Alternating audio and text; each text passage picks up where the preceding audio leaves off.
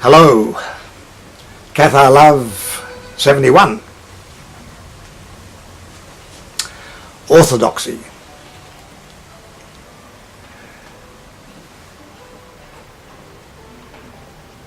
Is the death of Gnosticism.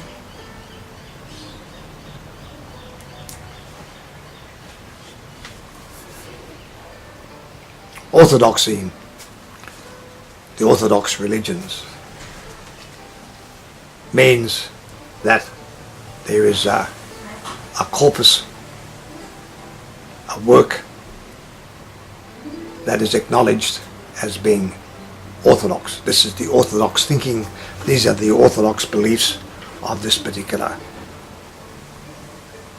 religion. And whereas Gnosticism and Gnostic thought, because it has been basically persecuted by the orthodox beliefs of the day, be they Judaic, Islamic or Christian, wiped out, terminated, annihilated those Gnostic groups at that particular time. So it seems like bad luck. Gnosticism has had a pretty fair run of bad luck. But because of this, it's allowed Gnostic thought to roam wide and free. A story just to illustrate the situation.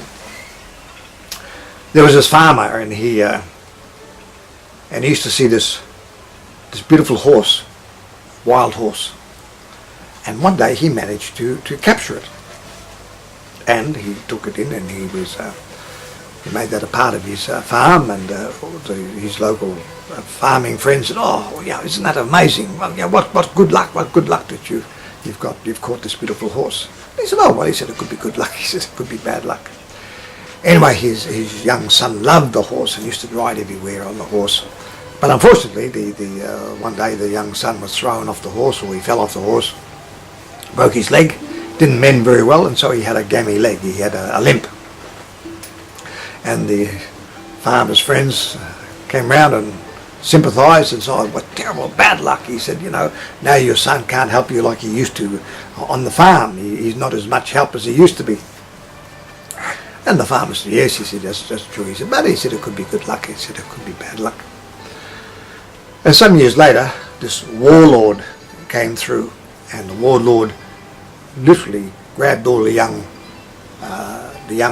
healthy young males in the district and took them and recruited him, and put them in his army.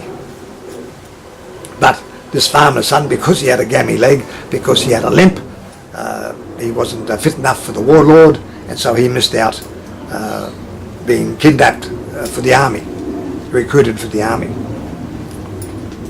So in the end, his leg, his unfortunate limp, turned out to be good luck, because he could stay with his father and assist him on the farm. So in some ways, this relates to Gnosticism, because of its persecution over the ages. The various groups, especially in the early Christian period, this has allowed Gnosticism to reign free, untrammeled and unrestrained, and without any restrictions on original thought. But with this, of course, for every, as Hans Jonas pointed out in his wonderful book, The Gnostic Religions, which Hans Jonas, he spent a lifetime investigating in a scholarly manner Gnosticism and this book, and it's certainly the Gnostic Religions, and it's certainly one of the standard books on Gnosticism, Gnostic thought, and the origins of Gnosticism. And as he said in the book, for every every belief system that they had over here. They had a contrary belief system another group of Gnostics went for over here. So, but that doesn't matter. There was still this basic Gnostic thought which bound them together. So, what seems like disarray and disorganization, disorganized beliefs, in actual fact, this so-called bad luck, if you want to put it that way, has turned out to be good luck, because in this day and age, this era of information, when we have the internet, the web, all Gnostic thought, and because there is various Gnostic schools throughout the world, they don't always agree, it doesn't matter.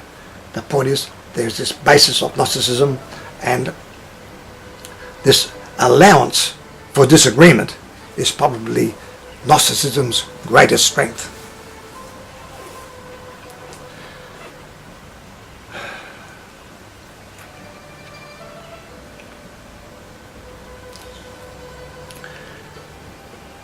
This era of internet, the internet era, this allows us, it's like a,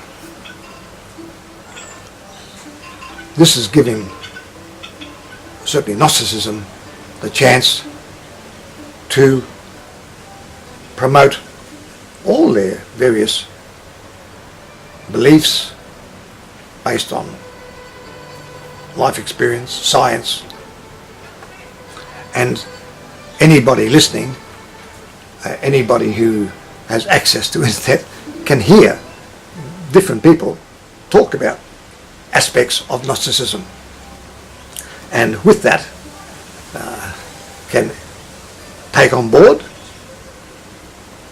and use it, and later discard it if they want, take something else on board.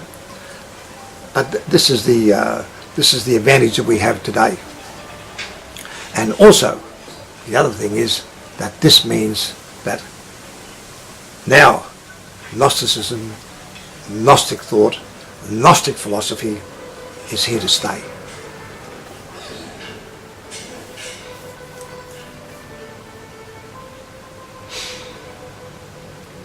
Gnosticism doesn't have its Dalai Lama. It doesn't have its Pope. It doesn't have its Orthodoxy.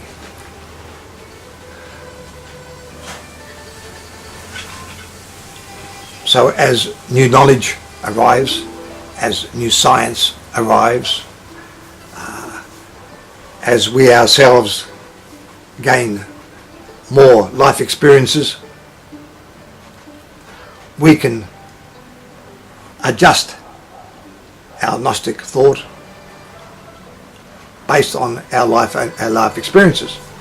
But my life experiences are not your life experiences, and the people that you've listened to and spoken to and possibly been taught by would mean that your Gnosticism is not my Gnosticism, even though it is both valid Gnosticism.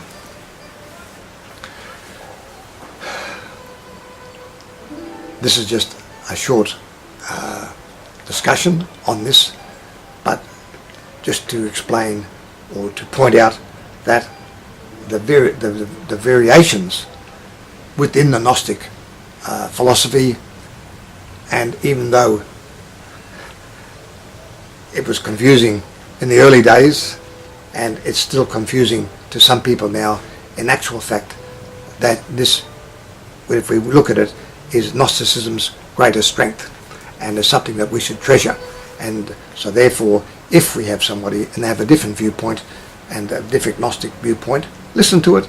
You can accept it, use it if you want, but don't disdain it, because we are not bound. We don't have our minds manacled.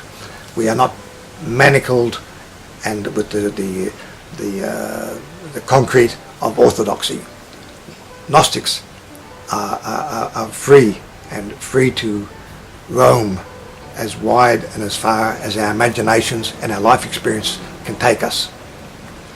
On that, I'll say goodbye for now.